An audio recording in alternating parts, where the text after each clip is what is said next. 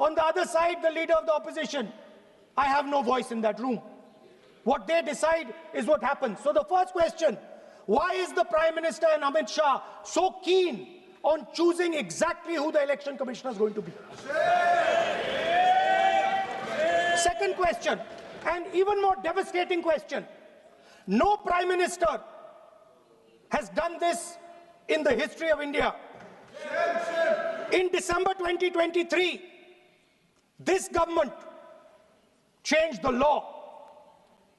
They changed the law to make sure that no election commissioner could be punished for any action they take while they are election commissioner. Yes. Immunity. Why would the Prime Minister and Home Minister give this gift of immunity to the election commissioner? Why would they need to give this tremendous gift that no Prime Minister has given ever before to the election commissioner? Yes. Mr. Shah is looking into the ceiling. Maybe he will answer this question when he speaks. And finally, why was the law with regards to CCTVs and the data that they contain changed? Why was a law put in place that allows the Election Commission to destroy CCTV footage 45 days after the election? What is the need? The answer given is it is a question of data. It is not a question of data. It is a question of stealing the election. Now, what is the result of this institutional capture? What is the result of controlling the Chief Election Commissioner and the Election Commission? First of all, we have a set of election campaigns that are tailored for the Prime Minister. 3-month, 4-month, 5-month long campaigns are taking place so that the Prime Minister's schedule can be fitted in to the program. Second, we have a Brazilian woman who appears 22 times on the voter list of Haryana. Please. No. 22 times this lady appears. एक minute please एक minute. आप नेता प्रतिपक्ष है, मैं इस तरीके से सदन की कार्रवाई नहीं चलने दूंगा। ये सदन है, सदन की गरिमा को बनाए रखें। आप सदन की गरिमा से बोलेंगे तो ठीक, नहीं जैसे सदन नहीं चलेगा। नो, गलत तरीका है आपका, नहीं होगा। आप ले रहिए, आप ले रहिए। नहीं, माननीय प्रतिपक्ष के नेता, आप पहले अपने सदस्यों को समझाइए। नहीं चलेगा, नहीं, ठीक नहीं है। नो, नहीं, बिल्कुल नहीं चलेगा। अगर आप सर माननीय प्रतिपक्ष के नेता, आप अपने सदस्यों को गरिमा समझाइए। सर, बट ये तरीका आप इतने सालों तक यहाँ पर हैं, ये तरीका उचित है क्या? सर, विरोध का तरीका होता है, लेकिन ये उचित तरीका नहीं है। तरीका इधर भी हो। नो, उधर का तरीका क्या है सर? नो, सबका तरीका उधर से होगा, उधर से भी बोलेंगे, इधर से बोलेंगे, सब जगह से बोलेंगे।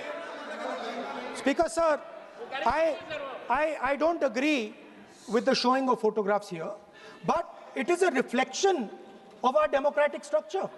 This is what is happening in our democracy, that you're not allowing us to show. This Brazilian woman has appeared 22 times on the voter list in Haryana. And not only that, there is one woman whose name has appeared 200 times, more than 200 times in one booth in Haryana. And it is very clear, and I have proven without doubt, that the election of Haryana was stolen. And the theft was ensured by the Election Commission of India. I've said it again and again and again. Now, nowhere has the the Election Commission answered my questions. The Election Commission has not told me why this lady's picture has appeared on the polling list. They have not told me why lakhs and lakhs of duplicate voters are existing. They have not told me why a BJP leader is coming from Uttar Pradesh to vote in Haryana. These are straightforward questions. And there is clear proof which I have put in front of the country. Right? But the Election Commission has no answer to these questions. And that is the result of the complete capture of the Election Commission by the people across the aisle. पूरा वाक्य नहीं बताना चाहता।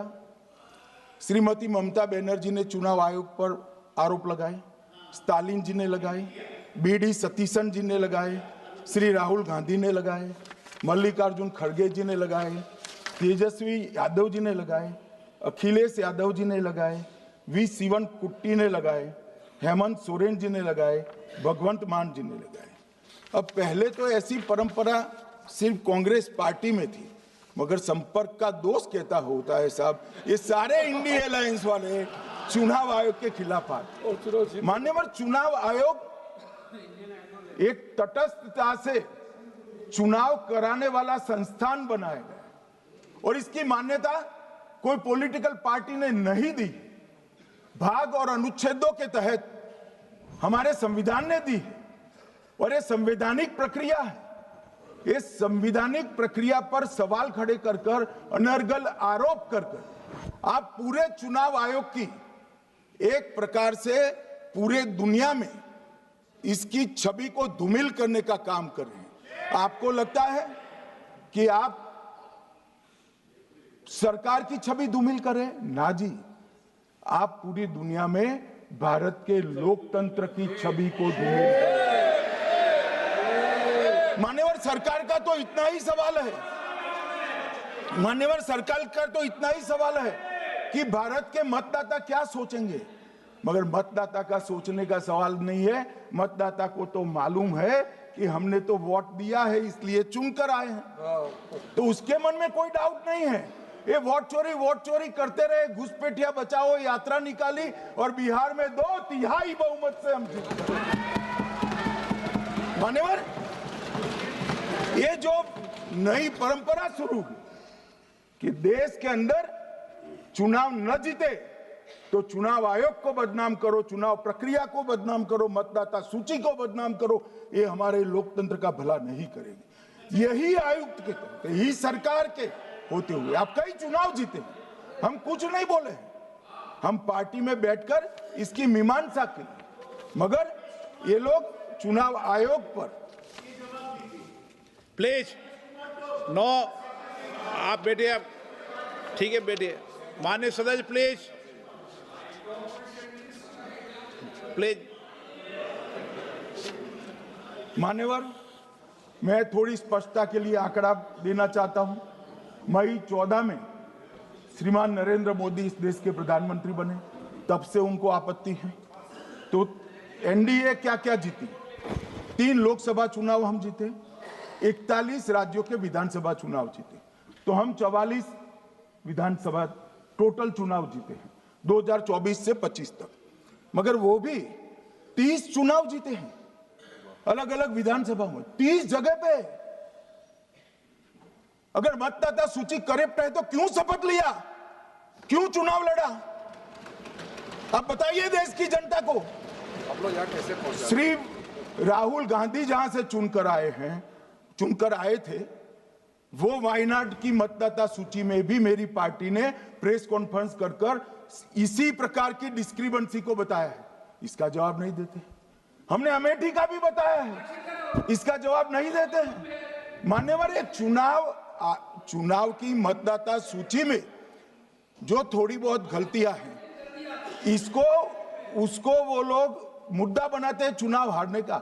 चुनाव हारने का कारण है नहीं, मैं अंत में बताऊंगा क्यों हारते हो चुनाव, मैं बताऊंगा माननीय अंत। परंतु फिर भी चलो मान ले कि मतदाता सूची ठीक नहीं है, तो गहन पुनर्निरीक्षण का मतलब ही ये है कि मतदाता सूची को सुधारने की प्रक्रिया अब इसमें आपके बीएलए सहयोग नहीं करते हैं, आप उसका बहिष्कार का ऐलान करते हो, आपकी राज्य सरकारें जहां है वो मदद कम करती हैं, तो कैसे मतदाता सूची का शुद्धिकरण होगा? जो आपकी डिमांड है वो ही चुनाव आयोग कर रहा है। आपकी डिमांड है कि मतदाता सूची ठीक हो, वो चुनाव आयोग कर रहा है, मगर हुआ क्या है मान्यवर मालूम है? इनको अब अगर प्रेस में कोई पत्रकार उनको पसंद ना आए ऐसा सवाल पूछते हैं तो तुम बीजेपी के एजेंट हो ऐसा कहते हैं। मान्यवर, सवाल जो भी हो उसको लेना चाहिए। मान्यवर, पत्रकार कभी बीजेपी का एजेंट नहीं होता है, मगर आप अगर ऐसा मानते हो कि लोकतंत्र में आपको पसंद आए ऐसे ही सवाल पत्रकार पूछे तो ये नहीं हो सकता। इमरजेंसी नहीं है भाई, इमरजेंसी नहीं है। मान्यवर, एक प्रेस में कोई सवाल पूछता है तो कहते हैं बीजेपी के एजेंट हो, केस हारते हैं तो जज पर आरोप कर देते हैं, चुनाव हारते हैं तो ईवीएम पर आरोप करते हैं, ईवीएम की दलील अब गले नहीं उतरती तो वोट चोरी का मुद्दा लेकर आए, वोट चोरी का मुद्दा लेकर पूरा बिहार में यात्रा निकाली, फिर भी हार गए। अब हारने का कारण आपका नेतृत्व है, ये हारने का कारण ईवीएम और मतदाता सूची नहीं। और अगर ये मानते हैं मान्यवर, अगर ये मानते हैं कि इनको कोई पूछने वाला नहीं है, भगवान करे मैं गलत पड़ जाऊं, कांग्रेस के कार्यकर्ता इनका हिसाब मांगेंगे। एक दिन कांग्रेस के कार्यकर्ता इनका हिसाब मांगेंगे कि इतने चुनाव कैसे हार गए। मान्यवर, कोई जज आजादी के इतने साल में नहीं हुआ है मान्यवर कि कोई जज एक जजमेंट दे तो जज के खिलाफ इंपीचमेंट लेकर आते हैं। अपनी वोट बैंक को एड्रेस करने के लिए इंपीचमेंट लेकर आते हैं मान्यवर। और ये सारे ने तो साइन कर दिया, साथ ही साथ उद्धव जी ने भी साइन कर दिया। उद्धव जी, जजमेंट क्या है? एक पहाड़ी पर मान्यता है कि हाँ सबसे ऊपर दिया जलाया जाए। मान्यवर, एक वोट बैंक को संभालने के लिए एक हाईकोर्ट के जज के सामने इंपीचमेंट लेकर आए हैं। देश की जनता उनको मदद नहीं करे।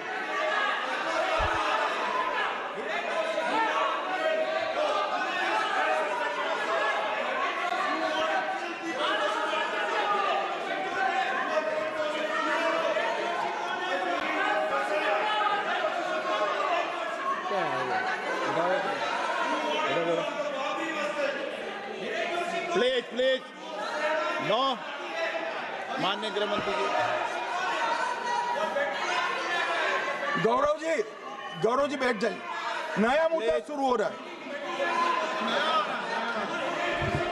प्लीज, अरे भैया प्लीज मेरी बात सुनो ना। माननीय गृह मंत्री जी, माननीय गृह मंत्री जी, माननीय गृह मंत्री जी, नया मुद्दा शुरू हो रहा है, फिर से खड़ा होगा होना।